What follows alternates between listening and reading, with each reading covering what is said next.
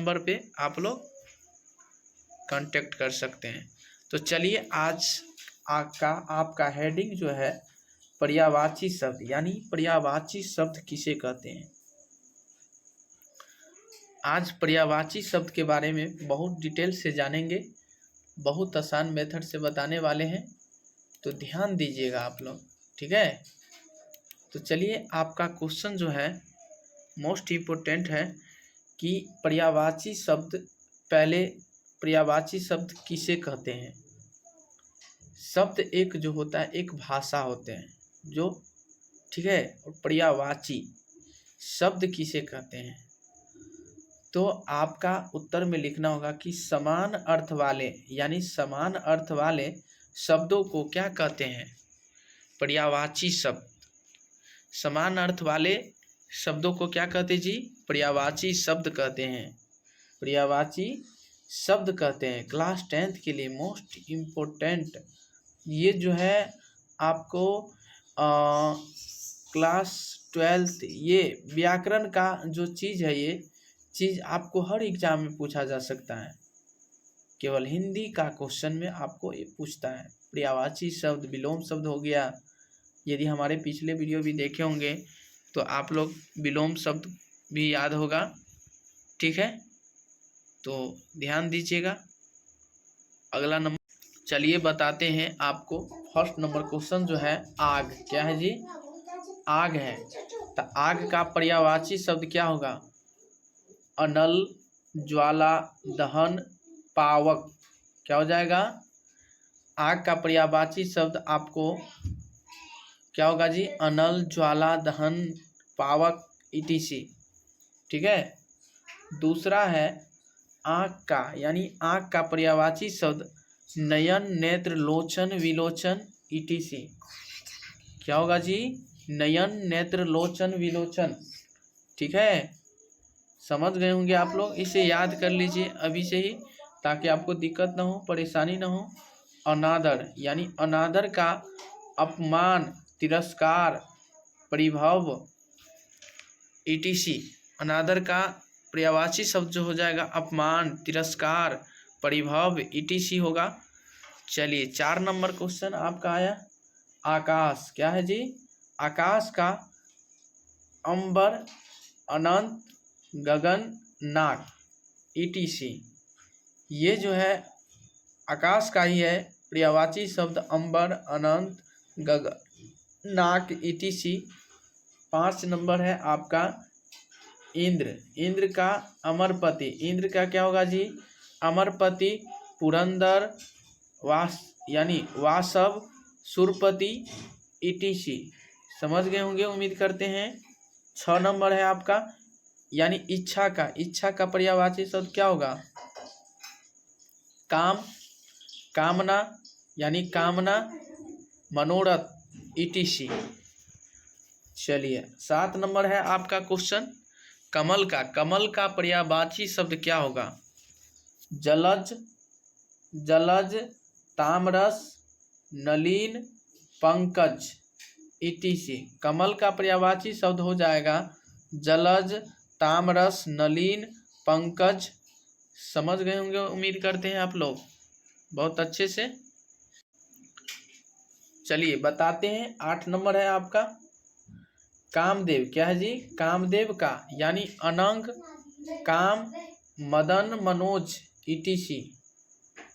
चलिए 9 number question है किरण, किरण का पर्यायवाची शब्द क्या होगा जी, तो अंशु, कर, जयति, यानी मरीचि, etc। 10 नंबर है गंगा, मोस्ट इम्पोर्टेंट क्वेश्चन है देव नदी, देव नदी, भागीरथी, सुरसरी, यानी सुरसरी, etc। चलिए फिर से आ गया गणेश, गणेश का एक दंत, गजानन, लंबोदर, यानी गणेश का पर्यायवाची शब्द जो हो जाएगा जी एक दंत, गजानन, लंबोदर, etc। ये सारे जो है आपको गणेश का पर्यायवाची शब्द है, ठीक है। तो चलिए बताते हैं 12 नंबर आपका। जैसे घर का पर्यायवाची शब्द, घर का यानी अगार, क्या हो जाएगा? अगार, आले, आवास, कुट्टी, ठीक है, यानी कुट्टी जिस जगह पे रहता है। घर का मतलब समझ गए होंगे, उम्मीद करते हैं। अब बताइए 13 नंबर है घोड़ा। घोड़ा का हो जाएगा पर्यायवाची शब्द घोटक, तुरग, तुरंग, तुरंगम, ईटीसी। ये सारे जो हो जाएगा घोड़ा का पर्यायवाची शब्द हो जाएगा, ठीक है। चलिए 14 नंबर है चंद्रमा, यानी इंदु, कलाधर, निशाकर, राकेश, ईटीसी, ठीक है। 15 नंबर तालाब यानी जलाशय, सरसी, सरोवर। ये सारे हो गया किसका? समझ गया होगा ना, किसका हो गया? तालाब का पर्यायवाची शब्द। चलिए 16 नंबर है दुख। दुख का पर्यायवाची शब्द कलेश, पीड़ा, यातन, शोक, ईटीसी, ठीक है। चलिए अगला नंबर क्वेश्चन है 17 नंबर देवता। देवता का पर्यायवाची शब्द अमर, देव, त्रिदश, सूर, ईटीसी, ठीक है। दैत्य यानी असुर, धनुज, दानव, राक्षस, ठीक है। समझ गए होंगे, उम्मीद करते हैं आप लोग बहुत अच्छे से। चलिए तो आप लोग इसे सब्सक्राइब कीजिए, लाइक कीजिए, कमेंट कीजिए, शेयर कीजिए सारे दोस्तों के पास, ताकि जब जब लाइव क्लास आऊँ तो आप लोग को भी ज़रूर मिल सके, ठीक है। और आप लोग को भी साथ ही साथ सारे दोस्तों के पास भी शेयर कीजिए, सारे दोस्तों के पास भी शेयर कीजिए, ताकि दिक्कत ना हो, परेशानी ना हो आपके पास। चलिए बताते हैं 19 नंबर नदी। नदी का तटिनी, सरित, तरंगिनी, ठीक है, ईटीसी। 20 नंबर पक्षी का पर्यायवाची शब्द अंडज, खग, पतंग, शकुन, ईटीसी। चलिए अगर पहाड़ यानी पहाड़ का अचल, गोत्र, नग, मेरू, क्या हो जाएगा जी? मेरू, ठीक है। ये पहाड़ का पर्यायवाची शब्द है। 22 नंबर पार्वती यानी अपार, और अंबिका, उमा, यानी भवानी, ठीक है, ईटीसी। 23 नंबर पानी का पर्यायवाची शब्द जल, नीर, अम्बु, उदक। ये सारे हो जाएगा, क्या हो जाएगा जी पता है? पानी का पर्यायवाची शब्द हो जाएगा जल, नीर, अम्बु, उदक। 24 नंबर पृथ्वी का भूमि, धरा, धरती। ये सारे पृथ्वी का पर्यायवाची शब्द हो गया भूमि, धरा, धरती। चलिए 25 नंबर पुत्री का तन्या, सूता, यानी सोनू, तनुजा, ईटीसी। ये सारे हो गया क्या? पुत्री का यानी पर्यायवाची शब्द। 26 नंबर पे ध्यान दीजिएगा पत्नी। पत्नी का हो गया जाया, दारा, वामा, यानी कलत्र, क्या हो जाएगा? कलत्र, ईटीसी। उम्मीद करते हैं कि मेरे प्यारे दोस्त बहुत अच्छे से समझ गए होंगे। तो चलिए बताते हैं नीचे आपका अगला नंबर क्वेश्चन है आपका 26 नंबर पत्नी। पत्नी का जाया, दारा, वामा, कलत यानी कलत्र। 27 नंबर बहुत का हो जाएगा यानी भूरी, बहुल, यानी बहु, प्रचुर। 28 नंबर हो जाएगा जी बिजली का चंचल, चपला, विद्युत, सया। तो उम्मीद करते हैं कि मेरे प्यारे दोस्त, उम्मीद करते हैं कि आप लोग बहुत अच्छे से समझ गए होंगे। तो चलिए आज की क्लास में इतना ही, तब तक के लिए बने रहें और ऐसा वीडियो पाने के लिए हमारे साथ आप लोग कंटिन्यू इसे बने रहें, ताकि आपको दिक्कत लेने पढ़ते क्वेश्चन नंबर 5 की ओर। इससे पहले 4 क्वेश्चन को आप वीडियो में मिला होगा, आप देख लिए होंगे। अगर आप क्लास 10 के प्रीपेयर अच्छे तैयारी करना चाहते हैं तो आपका अपना चैनल केवीएस कोचिंग सेंटर को लाइक, शेयर, कमेंट जरूर कर सकते हैं। चलिए क्वेश्चन पढ़िए कि वायु में जलाने से पहले मैग्नीशियम रिबन को साफ क्यों किया जाता है? वायु में जलाने से पहले मैग्नीशियम रिबन को साफ क्यों किया जाता है? मोस्ट विवेक सब्जेक्टिव क्वेश्चन है। आंसर लिखेंगे यदि मैग्नीशियम रिबन नम्र वायु के संपर्क में रहता है तो उस पर सफ़ेद रंग की मैग्नीशियम ऑक्साइड की परत जम जाती है। मैग्नीशियम रिबन को जलाने से पहले अवरोध पैदा करती है, इसलिए मैग्नीशियम रिबन को जलाने से पहले उसे हम साफ़ किया जाता है श्रेष्ठ मार्स के पत्र से। मतलब ये हुआ कि यदि मैग्नीशियम रिबन पर नम्र वायु के संपर्क में रहता है तो उस पर सफ़ेद रंग की मैग्नीशियम ऑक्साइड की परत जम जाती है। यह परत मैग्नीशियम को जलने में अवरोध पैदा करती है, इसलिए उसे जलाने से पहले मैग्नीशियम रिबन को पहले रगड़ मार से साफ़ किया जाता है। आप समझ गए होंगे कि जलने में इसको क्या करती है, अवरोध उत्पन्न करती है, इसलिए उसे साफ़ कर दिया जाता है। नेक्स्ट क्वेश्चन और पढ़ेंगे 6 नंबर। प्रतिस्थापन अभिक्रिया क्या है, उदाहरण दे। प्रतिस्थापन अभिक्रिया क्या है, आंसर लिखेंगे। वह रासायनिक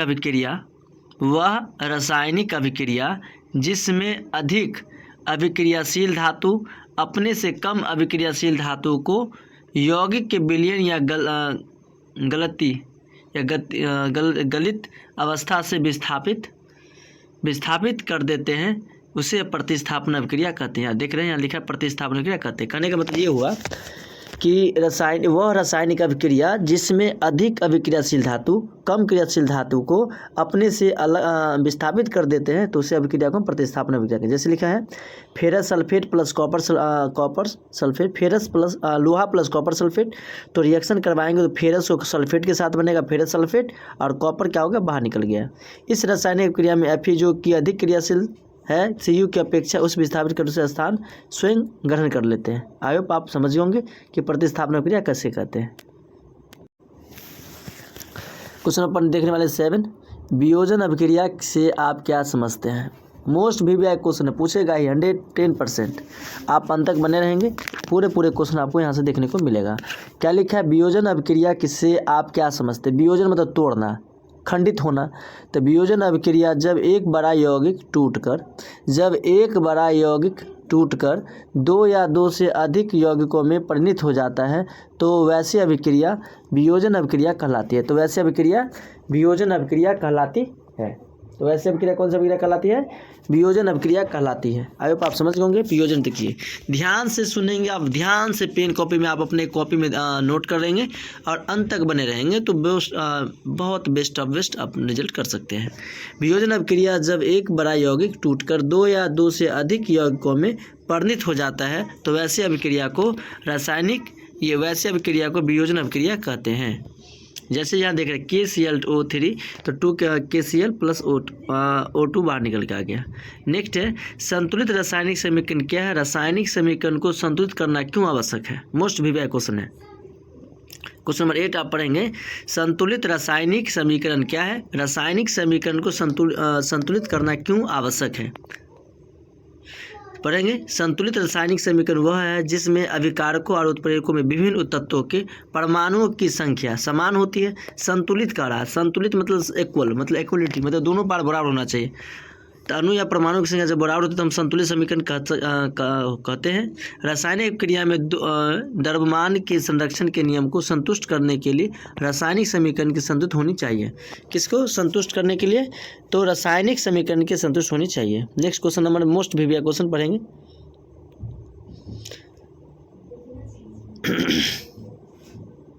ऊष्माक्षेपी एवं ऊष्माशोषी अभिक्रिया क्या अर्थ क्या है। ऊष्माक्षेपी एवं ऊष्माशोषी अभिक्रिया का अर्थ क्या है। अब उत्तर लिखेंगे, ऊष्माक्षेपी अभिक्रिया ऐसी अभिक्रियाएं जिनमें ऊष्मा निकलती है। ऊष्माक्षेपी मतलब ऊष्मा निकलती है, ऊष्माक्षेपी अभिक्रिया कहलाती है। उदाहरण के लिए मीथेन दहन की अभिक्रिया ऊष्माक्षेपी अभिक्रिया है। मतलब कोई ऐसी अभिक्रिया हो ऊष्माक्षेपी में जो ऊष्मा देता है उसमें ऊष्माक्षेपी अभिक्रिया कहते हैं। कौन सी अभिक्रिया कहते हैं, ऊष्माक्षेपी अभिक्रिया कहते हैं। जैसे यहाँ देख रहे CH4 मीथेन प्लस ऑक्सीजन को रिएक्शन कराने का कार्बन डाइऑक्साइड और जल बाहर निकला और ऊर्जा निकल के आया। 880.4 kg मोल होता है यहाँ तक। ऊष्माशोषी अभिक्रिया ऊष्माक्षेपी में देती है, ऊष्माशोषी ग्रहण करती है। ऐसे अभिक्रिया जिनमें ऊष्मा अवशोषित होती है उसे ऊष्माशोषित अभिक्रिया कहते हैं। देखो सिंपल वही में लिखा हुआ परिभाषा, परिभाषा उसी में ही लिखा हुआ है, आप वहाँ से आप गेन कर सकते हैं बातें को। क्या कर रहा है, ऊष्मा क्षेपी ऊष्मा देती है, ऊष्मा शोषी ऊष्मा को ग्रहण करता है, उसी को हम क्या कहते हैं, ऊष्मा शोषी अभिक्रियाएं कहते हैं। उदाहरण बेरियम ऑक्साइड तथा अमोनिया थायोसायनेट। यहाँ सब एग्जाम्पल देख सकते हैं यहाँ पर।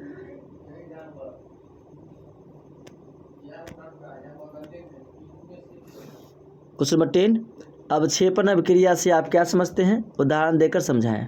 अवक्षेपण अभिक्रिया से आप क्या समझते हैं, उदाहरण देकर समझाएं। आंसर देखेंगे, जब दो विलयनों को मिलाया जाता है, जब दो विलयनों को आपस में मिलाया जाता है और उनकी अभिक्रिया से श्वेत रंग के एक पदार्थ का निर्माण होता है, अभिक्रिया से श्वेत रंग के एक पदार्थ का निर्माण होता है जो जल में अविलेय मतलब घुलित ना हो, तो उस अविलेय पदार्थ के अवक्षेपण कहलाते हैं। तो उसे क्या कहते हैं, अवक्षेपण या अवक्षेप कहलाते हैं। और ऐसी ही प्रक्रिया अवक्षेपण अभिक्रिया कहलाती है। सिंपल समझे, जब दो विलयनों को मिलाया जाता है और उनकी अभिक्रिया से श्वेत रंग के एक पदार्थ का निर्माण होता है जो जल में अविलेय है, तो इस अविलेय पदार्थ के अवक्षेपण कहलाते हैं।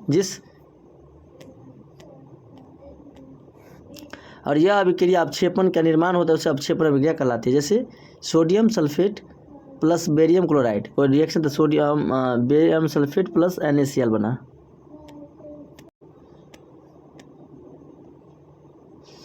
देखने वाले हैं क्वेश्चन नंबर 11, श्वसन को ऊष्माक्षेपी अभिक्रिया क्यों कहते हैं, वर्णन कीजिए।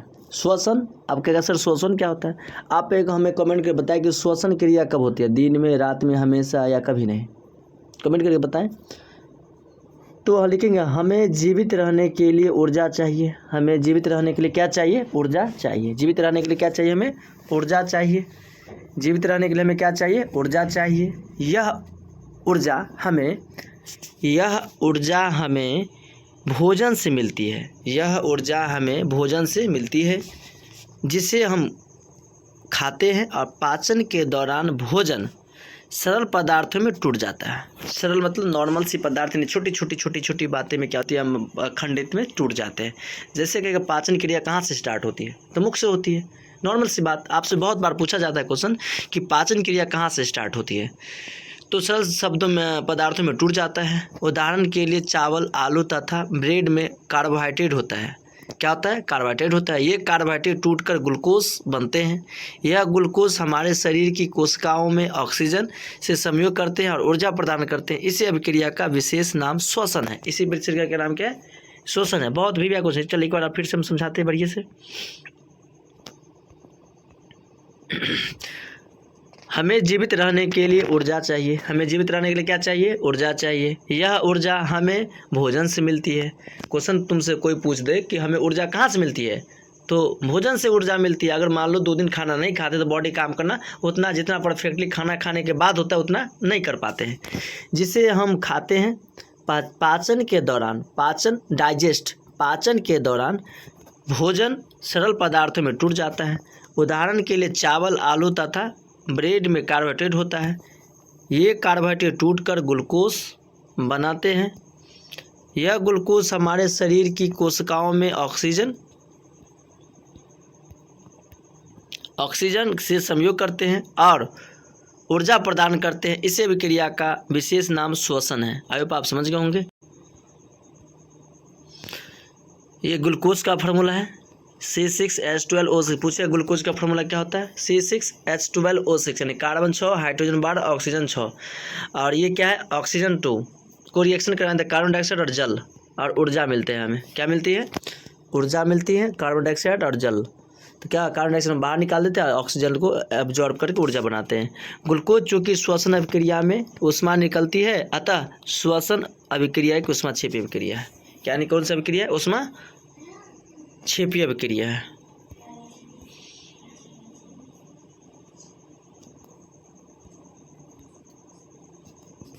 क्वेश्चन नंबर पढ़ेंगे 12, प्रकाश अपघटन अभिक्रिया से आप क्या समझते हैं। प्रकाश अपघटन अभिक्रिया से आप क्या समझते हैं। उत्तर हुआ अपघटन अभिक्रिया, अपघटन या वियोजन वह अभिक्रिया है जिसमें किसी यौगिक के बड़े अणु को टूटने से दो या दो से अधिक पदार्थ बनते हैं जिनके गुण मूल यौगिक के गुण से बिल्कुल भिन्न होते हैं। समझ गए? अपघटन या वियोजन, बात सब वही है, दोनों का सेम नाम है। जैसे पर्यायवाची शब्द होता है सेम वही वर्ड होता है। अपघटन अभिक्रिया, अपघटन या वियोजन अभिक्रिया वह अभिक्रिया है जिसमें किसी यौगिक के बड़े अणु के टूटने से दो या दो से अधिक पदार्थ बनते हैं जिनके गुण मूल के यौगिक से बिल्कुल क्या होते हैं? भिन्न होते हैं। जैसे यहाँ देखेंगे प्रकाश द्वारा ऊर्जा अपघटन, AgCl को सूर्य के प्रकाश से करेंगे तो एल्यूमिनियम अलग होगा, Ag चांदी और सिल्वर को अलग हो जाएगा। वियोजन या संयोजन अभिक्रिया का विपरीत क्यों कहा जाता है? उत्तर देखेंगे, वे अभिक्रियाएं जिनमें दो या दो से अधिक पदार्थ संयुक्त होकर केवल एक पदार्थ बनते हैं उसे संयोजन अभिक्रिया कहते हैं। मतलब दो या दो से अधिक पदार्थ को बनाएंगे। जैसे समझ लीजिए एक घर बनाने में बहुत सी पदार्थ की आवश्यकता होती है, तो सबसे बनकर जो घर बन गया तो संयोजन हो गया। अगर घर को तोड़ेंगे तो बहुत सारा पार्ट टूटेगा तो वियोजन हो गया। सिंपल से उदाहरण आप समझ सकते हैं। तथा वे अभिक्रिया जिनमें यौगिक दो या दो से अधिक पदार्थों में टूटते हैं उसे वियोजन अभिक्रिया कहलाती है। अतः वियोजन अभिक्रिया संयोजन अभिक्रिया से बिल्कुल विपरीत है। मतलब संयोजन में जुड़ता है, वियोजन में टूटता है। एक ही बात में लिख सकते हैं आप, उतना रट्टा मारने की जरूरत नहीं, आप समझ जाइए। संयोजन मतलब जुड़ना, वियोजन मतलब टूटना। यही तो आपका आंसर है।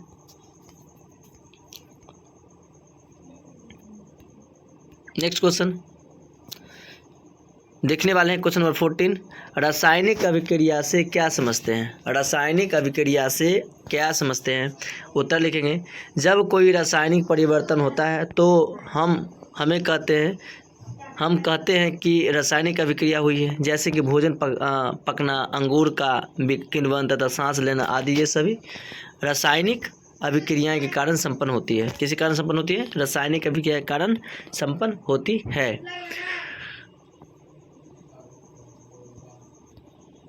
नेक्स्ट क्वेश्चन देखेंगे आप, संतुलित और असंतुलित समीकरण में क्या अंतर है?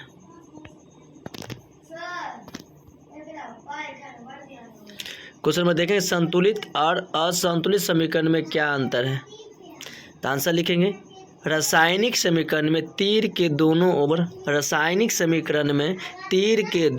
ओर उपस्थित तत्वों में परमाणुओं की संख्या समान होनी चाहिए। ऐसे समीकरणों को संतुलित समीकरण कहते हैं। ऐसे समीकरणों को क्या कहते हैं? हम संतुलित समीकरण कहते हैं। ऐसे समीकरण जिसमें अभिकारक और प्रतिफल तीर के चिन्ह के साथ दर्शाए गए हैं। समझ गए ना? संतुलित और असंतुलित। संतुलित मतलब बैलेंसी, अनबैलेंसी। तो रासायनिक समीकरण में तीर के दोनों ओर उपस्थित तत्वों में परमाणुओं की संख्या समान होनी चाहिए। ऐसी समीकरणों को संतुलित समीकरण कहते हैं। ऐसी अभिक्रिया को हम क्या कहते हैं? संतुलित समीकरण कहते हैं। जिसमें अभिकारक और प्रतिफल के चिन्ह के साथ दर्शाए गए हैं किंतु तीर के चिन्ह के दोनों ओर उपस्थित परमाणुओं की संख्या समान नहीं हो, उसे हम असंतुलित समीकरण कहते हैं। संतुलित समीकरण किसे कहेंगे? तीर के दोनों ओर बैलेंस है और तीर के दोनों बैलेंस नहीं है तो संतुलित और नहीं है तो असंतुलित।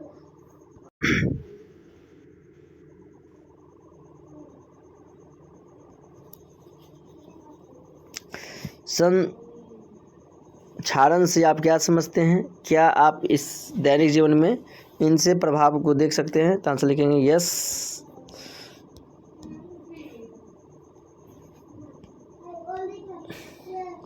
आप जानते हैं कि लोहे की बनी हुई नई वस्तुएं चमकीली होती हैं। कुछ दिन बाद वायु में छोड़ दिए जाने पर इसकी सतह पर लालिमा युक्त भूरे रंग की परत चढ़ जाती है। प्रक्रिया को लोहे पर जंग लगना कहलाता है। क्या कहलाता है? जंग लगना कहलाता है। यह अभिक्रिया अन्य धातुओं की परतों पर भी होती है और उनका रंग बदलता रहता है। क्या होता है? रंग बदल जाता है। जब कोई धातु अपने आसपास अम्ल आर्द्रता की आदि के संपर्क में आती है तो संक्षारित हो जाती है। इसी प्रक्रिया को संक्षारण कहते हैं। इसी प्रक्रिया क्या कहते हैं? मान लो सिंपल सी बात, कोई भी नई वस्तु जो बनाते हैं लोहा का या किसी का, वो नई चमकीली होती है, धीरे धीरे भूरा रंग का परत चढ़ जाती है, उसी को हम जंग लगना कहते हैं और यही प्रक्रिया संक्षारण कहलाती है। पहला लिखा है कि गणतंत्र दिवस कब मनाते? 26 जनवरी को। दूसरा है कि किसान दिवस कब मनाते? 23 दिसंबर। मोस्ट वीवी ऑब्जेक्टिव आपको यहाँ पे दिवस देखने को मिलेगा। क्वेश्चन नंबर 3 देखेंगे। थल सेना दिवस कब मनाते हैं? 15 जनवरी को। थल सेना दिवस कब मनाते हैं? हम 15 जनवरी को मनाते हैं। क्वेश्चन देखेंगे 4 नौ सेना दिवस कब मनाते हैं? 4 दिसंबर। हिंदी दिवस कब मनाते हैं? 14 सितंबर को। बाल दिवस 14 नवंबर, हाल फिलहाल में आने वाला है। महिला दिवस 8 मार्च। महिला दिवस बोले या अंतर्राष्ट्रीय महिला दिवस, इंटरनेशनल वुमेन डे बोले तो भी होता है, क्या होता है? 8 मार्च का, या महिला दिवस 8 मार्च। सद्भावना दिवस कब मनाते हैं? 20 अगस्त को। कब मनाते हैं सद्भावना दिवस? 20 अगस्त।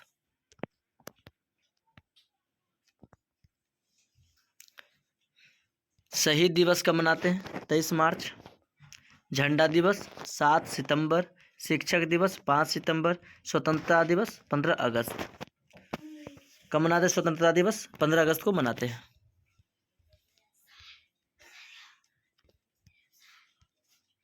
क्वेश्चन में देखने वाले हैं 13 गांधी जयंती 2 अक्टूबर। राष्ट्रीय विज्ञान दिवस 28 फरवरी को। आयुष दिन निर्माण दिवस 18 मार्च। विश्व मौसम विज्ञान दिवस 23 मार्च। पृथ्वी दिवस 22 अप्रैल। विश्व वानिकी दिवस 14 अप्रैल को। आई होप आप लोगों को वीडियो अच्छा लगा हो, तब तक बने रहें। देखेंगे यहाँ क्वेश्चन नंबर 19 राष्ट्रीय ऊर्जा संरक्षण दिवस 14 दिसंबर को मनाया जाता है। विश्व टेलीविज़न दिवस 21 नवंबर। विश्व दूरसंचार दिवस 17 मई। अभियंता दिवस 15 सितंबर को मनाया जाता है। ओजोन परत संरक्षण दिवस 14 सितंबर को। 16 सितंबर। गणित दिवस 22 दिसंबर को मनाया जाता है। भूगोल दिवस 14 जनवरी को। अंग्रेजी भाषा दिवस 23 अप्रैल। अंग्रेजी भाषा दिवस कब मनाते हैं? 23 अप्रैल को मनाते हैं। विश्व कैंसर दिवस 4 फरवरी। 28 नंबर क्वेश्चन। राष्ट्रीय युवा दिवस 12 जनवरी। थल सेना दिवस 15 जनवरी। राष्ट्रीय बालिका दिवस 24 जनवरी। राष्ट्रीय सुरक्षा दिवस 4 मार्च। पाई दिवस 14 मार्च। विश्व टीबी दिवस 24 मार्च को। विश्व जल दिवस 22 मार्च। विश्व परिवार दिवस 15 मई को मनाया जाता है। विश्व परिवार दिवस 15 मई। आई होप अंत तक बने रहेंगे। देखने वाला क्वेश्चन नंबर 36 वायु परीक्षा दिवस 14 जुलाई। नारियल दिवस 2 सितंबर। विश्व साक्षरता दिवस 8 सितंबर को मनाया जाता है। अब यहाँ देखने वाले हैं मधुबनी जनपद का परिचय, introduction of Madhubani district. Madhubani स्थित, लोकेशन ऑफ मधुबनी, मुख्यालय का है मधुबनी है। Headquarters Madhubani. मंडल दरभंगा या डिवीज़न। क्षेत्रफल एरिया 3000 यानी 3501 वर्ग किमी में मधुबनी पूरा फैला हुआ है। भाषा है मैथिली और हिंदी। सीमा है पूर्व में सुपौल जनपद, पश्चिम में सीतामढ़ी जनपद, उत्तर में नेपाल और दक्षिण में दरभंगा जनपद। मतलब आए आप समझिए मधुबनी का मतलब हुआ चौहद्दी। वो पूछ दे आपसे तो बता सकते। पूर्व में सुपौल, पश्चिम में सीतामढ़ी, उत्तर में नेपाल और दक्षिण में दरभंगा जनपद। राष्ट्रीय राजमार्ग national highway NH 105 NH 57, 2 national highway Madhubani से गुजरता है। एगो NH 105 और ये होता है NH 57 नेशनल हाईवे। नदियाँ रिवर कमला की वस्तुओं को हम क्यों पेंट करते हैं? मान लो एक सपोज दैट क्वेश्चन हुआ कि लोहे की वस्तुओं को हम पेंट क्यों करते हैं। नॉर्मल सी बात है, आप जान देंगे। उत्तर लिखेंगे पेंट करने से लोहे की पदार्थ का ऊपरी भाग छुप जाता है, मतलब झप जाता है। पेंट करने से अब सिंपल सी बात बताओ कि पेंट क्यों करते हैं? तो पेंट हम इसलिए करते हैं क्योंकि में जंग ना लगे, इसलिए ना पेंट करते हैं। एक बात ये भी बात आप नोट कर सकते हैं कि लोहे की वस्तु को हम पेंट क्यों करते हैं। लोहे की वस्तु को पेंट हम इसलिए करते हैं क्योंकि वो ऑक्सीजन के साथ आकर रिएक्शन ना करे और प्रतिक्रिया करके वो जंग ना लगे। तो पेंट करने से लोहे की पदार्थ का ऊपरी भाग छुप जाता है। वायु के साथ सीधे संपर्क में नहीं आता है, जिसके कारण उसमें जंग नहीं लगता है।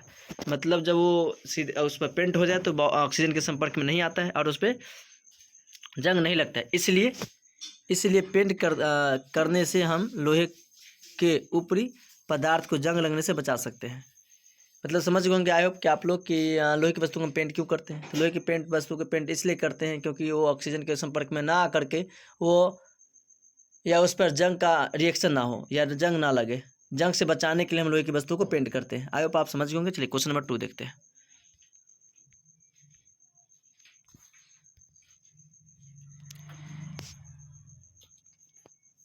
क्या लिखा क्वेश्चन 2, तेल एवं वायु युक्त खाद्य पदार्थों को नाइट्रोजन से प्रभावित क्यों किया जाता है?